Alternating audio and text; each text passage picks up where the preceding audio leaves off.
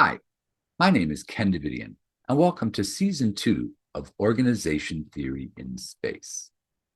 In this season, I'm making a brief video for each chapter in the Oxford Handbook of Organizational Change and Innovation, second edition, edited by Marshall Scott Poole and Andy Van de Ven. This video covers Chapter 12 of the Handbook, entitled Critical Approaches and Perspectives on Organizational Change. In this video, we'll give some background information about critical theory, and we'll talk about other traditional approaches to organizational change and 3 critical approaches in the field of organizational development. Let's get started. Originating in the 1980s in Frankfurt, critical theory analyzes inequalities of social conditions and social relations. Critical theory has been applied to organizations to a limited extent by using an organizations as societies analogy. In this analogy, power elites are represented by top management in organizations, and subordinated societal groups are represented by workers. Societal issues evolve via dialogue through critical story sharing, which is required to facilitate micro-emancipation and produce tempered radicals, where organizational change is discussed using a grammar of instrumental reason that seems to reinforce existing inequalities. Other critical approaches include critical thinking, critical management studies, and critical realism, which we'll talk about next. Critical thinking, as applied to organizational change, takes on 2 forms in organizational development, or OD. The first is critical analysis, which is an active and real-time focus on courses of action to implement a change. And the second is critical reflection, a retrospective focus on events. Each of these forms assumes each stakeholder with a single position, indicative of a life cycle change process, pursuing a positivistic solution between stakeholders, which is indicative of a dialectic outcome. However, critical thinking ignores conflicting positions within stakeholders, and we'll talk more about that later. But all in all, critical thinking can be considered a precursor to critical theory, CMS, and critical realism. Critical management studies, or CMS, questions the legitimacy of management practices and institutional arrangements within organizations. It challenges the concepts of patriarchy, neo-imperialism, and capitalism through discursive critique. Through critical performativity, it proactively promotes action and intervention for emancipatory ends in organizational change. CMS asserts that decision-making of change should be based on practical wisdom, as reflected in issues of power, impact, desirability, and benefit for humanity. There's been a lot of organizational research based on a critical realist ontology, but there's been very little critical realism research on organizational change. This approach asserts that change through dialogue is only part of the organizational change phenomenon. This is a rejection of social constructivist approach. Instead, critical realism says the interaction between organizational change and organizational structures is important and complex and needs further research. So, organizational development, or OD, has adopted critical approaches, starting with the traditional diagnostic OD, which was predominant from the 1950s through the 1980s. It has foundations of science, data, diagnosis, which is consistent with a positivist epistemology.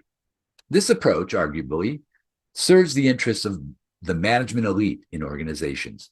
It takes a positivist approach which aligns with the life cycle motor of change because it ignores opposing viewpoints and other dialectic possibilities.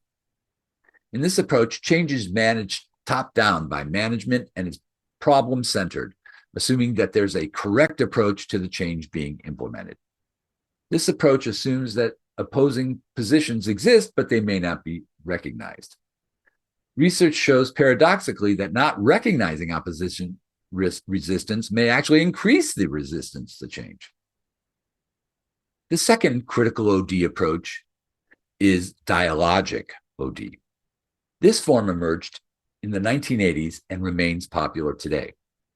It is based on constructivist and interpretivist perspectives emphasizing dialogue among all stakeholders which support a critical realist epistemology. It focuses on future improvement rather than past problems and led to the emergence of appreciative inquiry, AI, that again emphasizes solutions and not problems.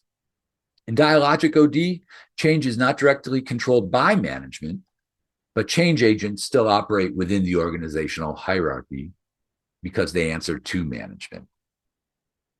So, because it only partially acknowledges the dialectical conditions, it is considered dialectically insensitive. Finally, there's emerging OD, which is a new family of critical OD approaches that came out in the 2010s. This approach is based on employee voice and is bottoms up, resulting in constructive deviance. With respect to organizational change, it emphasizes growing the pie instead of cutting the pie differently.